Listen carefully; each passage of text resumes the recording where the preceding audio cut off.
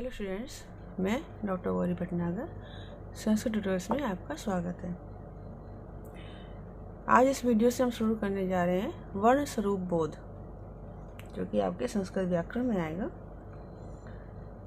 कि वर्ण क्या है, स्वर और व्यंजन क्या है, वर्णमाला क्या है और इनके उच्चारण स्थान क्या है, इनके प्रयत्न क्या है।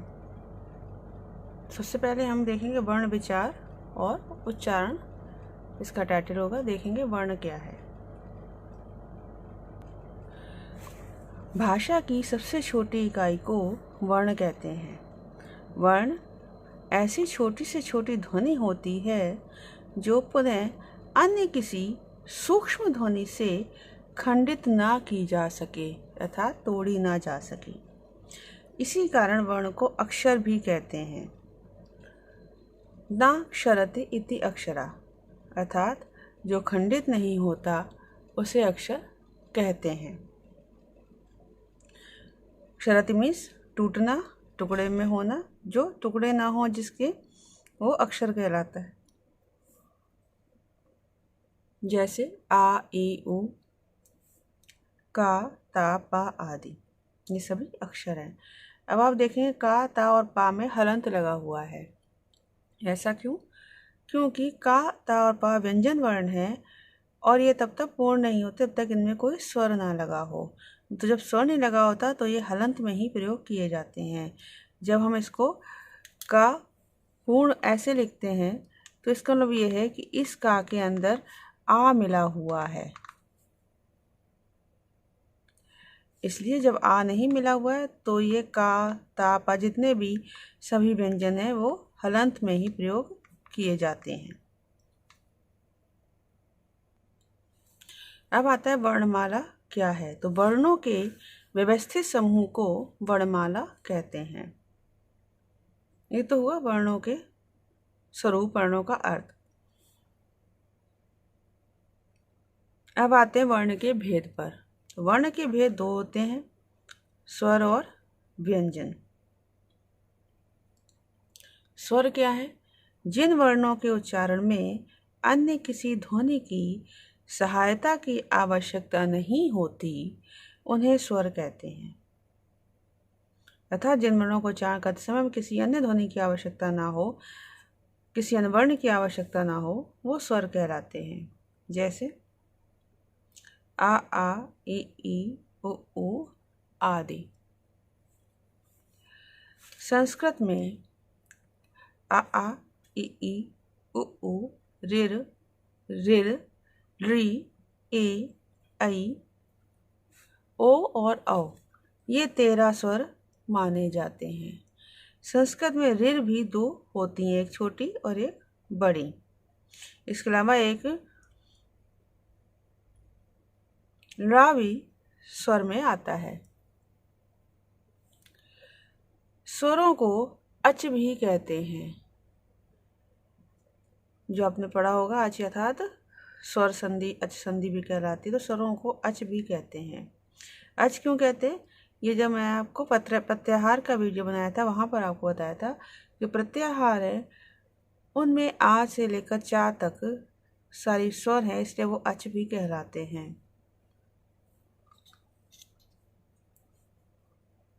आ, ई, ऊ, ऋ, एओच, एओं, एओच, तो 4 तक वो स्वर हैं। 9 प्लुत स्वरों को मिलाने से स्वरों की संख्या 22 हो जाती है। प्लुत मीन्स जिन्हें बोलते समय 3 मात्राओं का प्रयोग करना पड़ता है। जिन स्वरों को बोलते समय उनको प्लुत स्वर कहते हैं। इनको भी हम आगे पढ़ेंगे। अब आते हैं स्वरों के भेद पर। उच्चारण के समय की मात्रा के आधार पर स्वरों के 3 भेद हैं, ह्रस्व स्वर, दीर्घ स्वर और प्लुत स्वर।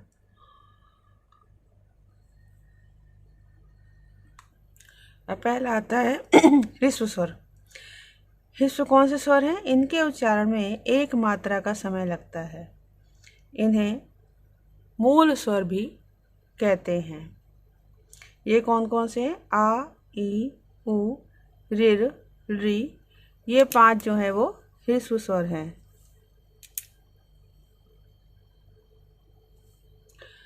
दूसरा पॉइंट आता है दीर्घ स्वर। दीर्घ स्वर कौन से हैं? इनके उच्चारण में 2 मात्राओं अर्थात ह्रस्व स्वर से 2 गुना समय लगता है। आ, ई, उ, ए, ऐ, ओ और औ, ये 7 दीर्घ स्वर होते हैं। अब दीर्घ स्वर के उपभेद भी हैं। क्या उपभेद हैं? 2 उपभेद हैं इसके। पहला क्या है? प्रथम श्रेणी में वे दीर्घ स्वर आते हैं जिनका उच्चारण आ, ई, उ और ऋ इन 4 ह्रस्व स्वरों के उच्चारण से दुगने समय में होता है, अर्थात इनका ही दीर्घ रूप। इनकी संख्या 4 है। कौन कौन सी? आ, ई, उ और ऋ। मतलब ह्रस्व आ, ह्रस्व ई, ह्रस्व उ और ह्रस्व ऋ का ही दीर्घ रूप। ऋ वर्ण जो है इसका दीर्घ स्वर नहीं होता। ऋ वर्ण ह्रस्व ही रहता है। दूसरा कौन सा है? द्वितीय श्रेणी कौन सी है?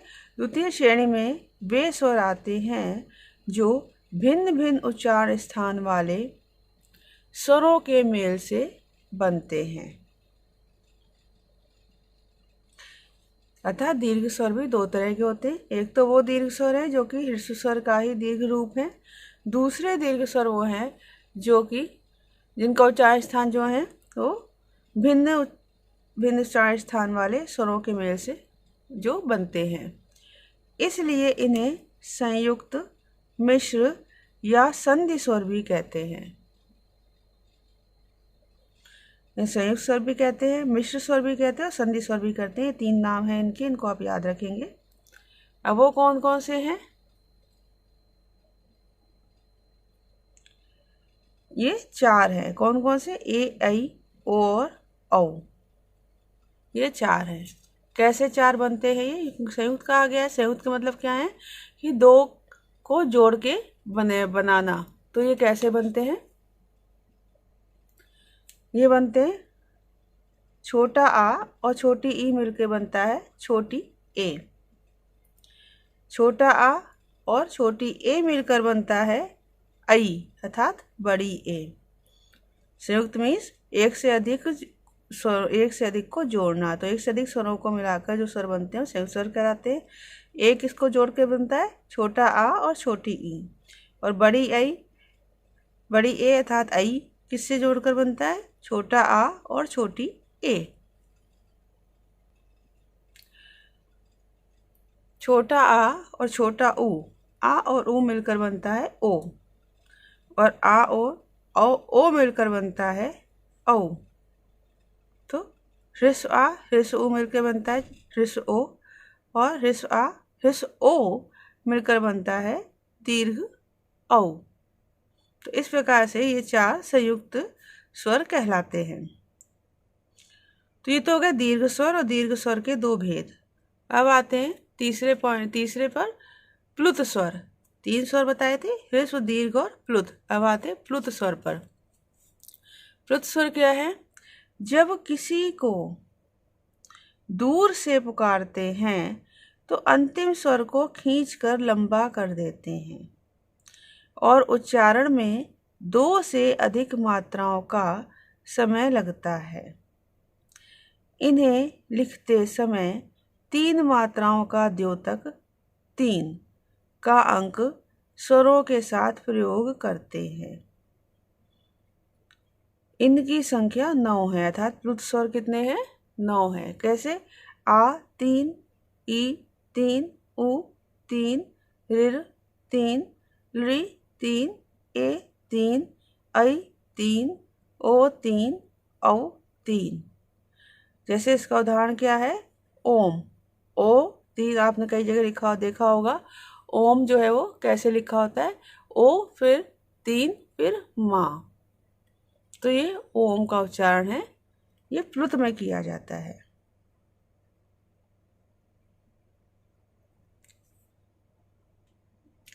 इनके अलावा एक और स्वर भी कहलाते हैं, वह अनुनासिक और अननुनासिक स्वर।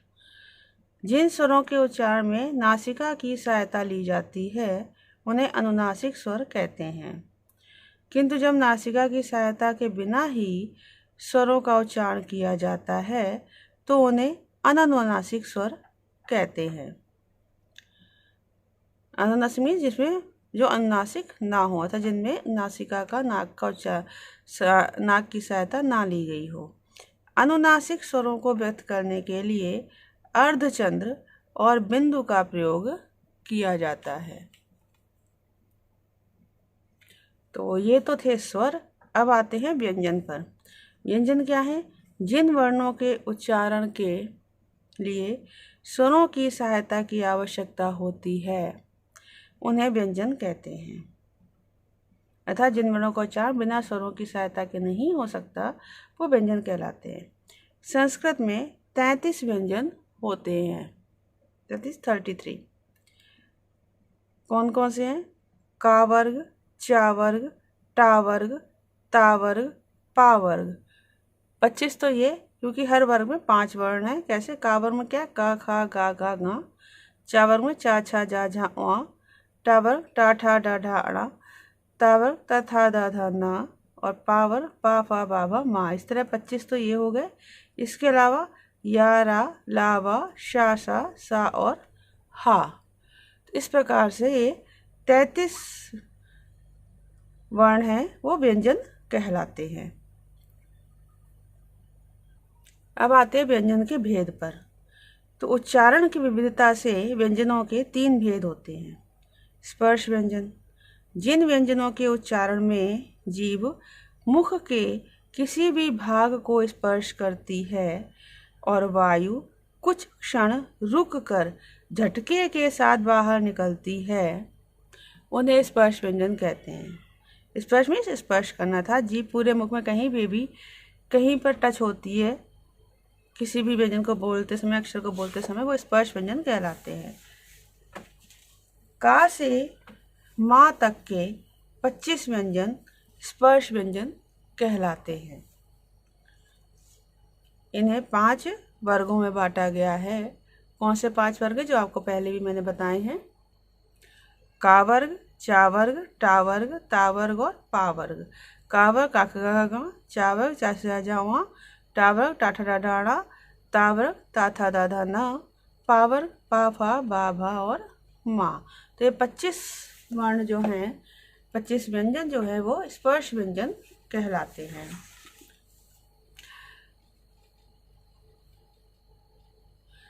दूसरे होते हैं अंतस्थ व्यंजन। अंतस्थ व्यंजन कौन से होते हैं? जो वर्ण स्वर और व्यंजनों के बीच में स्थित होते हैं। जो वर्ण स्वरों और व्यंजनों के बीच में स्थित रहते हैं और जिनका उच्चारण करने के लिए वायु को थोड़ा रोक कर कम शक्ति के साथ छोड़ा जाता है उन्हें अंतस्थ व्यंजन कहते हैं। अब स्पर्श व्यंजन और अंतस्थ व्यंजन में क्या अंतर है? स्पर्श व्यंजन में क्या था? वायु कुछ क्षण रोककर झटके के साथ बाहर निकलती थी और इसमें वायु को थोड़ा रोककर थोड़ी कम शक्ति के साथ छोड़ा जाता है। झटके के साथ अधिक शक्ति के संग वायु को छोड़ा जाता है, इसमें कम शक्ति के साथ, तो उन्हें अंतस्थ व्यंजन कहते हैं। ये 4 है। कौन कौन से 4 हैं? या, रा, ला और वा। ये अंतस्थ व्यंजन है। इन्हें यण भी कहते हैं, जो कि प्रत्याहार है। यण प्रत्याहार, उसके अंतर्गत या, रा, ला और वा आते हैं। अगला है ऊष्म व्यंजन। जिन वर्णों का उच्चारण करते समय वायु को धीरे धीरे रोक कर रगड़ के साथ निकाल दिया जाता है उन्हें ऊष्म या हिस्स व्यंजन कहते हैं। अर्थात जिन वर्णों का उच्चारण करते समय वायु को धीरे धीरे रोक कर और रगड़ के साथ बाहर निकाला जाता है, में धीरे धीरे बाहर निकाला जाता है ताकत के थोड़ा सा, इससे वो लगता है कि बड़ी घर्षण के साथ बाहर निकल रही है, तो उन्हें ऊष्म या घर्षक व्यंजन कहते हैं। ये 4 है। कौन कौन से? शा, सा और हा, ये 4 ऊष्म व्यंजन कहलाते हैं। इन्हें शल भी कहते हैं। ये तो हो गए मुख्य व्यंजन और स्वर। इसके अलावा कुछ वर्ण हैं जो अयोगवाह वर्ण कहलाते हैं। वो अयोगवाह वर्ण कौन से होते हैं? निम्न 4 वर्णों का उच्चारण संस्कृत में पृथक रूप से किया जाता है, जिन्हें अयोगवाह कहते हैं। कौन से 4 हैं? पहला हो गया अनुस्वार। अनुस्वार ये किसी स्वर के बाद ना या माँ के स्थान पर आता है। इसका उच्चारण पृथक होता है। कैसे? जैसे बालकम है तो माँ हलंत ना लिखकर बालकम ऐसे अनुस्वार के रूप में लिख दिया जाए। तो किसी भी स्वर के बाद ना या माँ के स्थान पर आता है। मीन्स बालकम अगर माँ हलंत है तो इसको अनुस्वार के रूप में, का में चूंकि आ है स्वर है तो ये ऊपर अनुस्वार के रूप में प्रयोग कर देते हैं। दूसरा है विसर्ग। इसका प्रयोग किसी स्वर के बाद होता है। यह प्रायः शब्द के अंत में रा और सा के स्थान पर आता है। जैसे हरि शब्द है तो सा के स्थान पर विसर्ग आ जाएगा, शब्द बनेगा हरि। यह भी अलग से होता है इनका उच्चारण। अगला है जिह्वामूलीय। का और खा से पहले अर्ध विसर्ग के समान जिह्वामूलीय का प्रयोग होता है। कैसे? जैसे यशः करोति। तो यशः करोति में विसर्ग जो है वो थोड़ा अर्ध विसर्ग बोला जाता है, यशः करोति, तो जिह्वामूलीय कहलाता है। अगला है उपधमानीय। उपधमानीय क्या है? जिह्वामूलीय का और खा से पहले, उपधमानीय क्या? पा और फा से पहले। तो पा और फा से पहले अर्ध विसर्ग के समान उपधमानीय का प्रयोग होता है। जैसे देवः पचति, तो यह विसर्ग के बाद पा लगा हुआ है तो देवा पचति, तो इसे अर्ध विसर्ग के रूप में प्रयोग करते हैं। इस प्रकार से ये तो थे आपके स्वर और व्यंजन की परिभाषा और उनके भेद। अब अगले वीडियो में हम पढ़ेंगे इनके उच्चारण स्थान क्या है और इनके प्रयत्न क्या है, किस प्रकार बोले जाते हैं। तो इस वीडियो में इतना ही। साथ बने रहना।